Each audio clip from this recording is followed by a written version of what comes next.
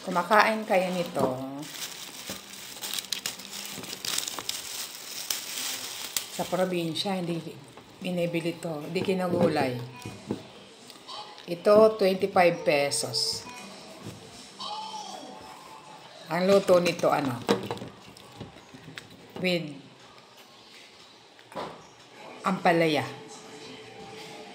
Yung ampalaya para sobrang pait. Tapos lalagyan ko ng kamote and talong. Ang tawag dito dinengdeng. Dinengdeng ng Pangasinan. Kailangan mo ng balatan. Ay, na? Tuyo na. Dati di kinakain to. Kasi sa tawag sa Bicol? Mangot.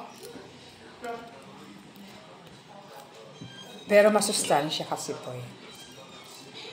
Mas masustansya sa dahon. Dun sa aking research. May research talaga. Of course, kailangan may research. Para tama yung sasabihin natin.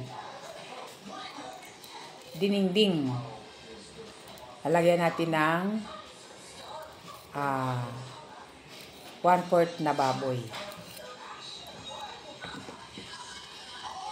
Para masarap.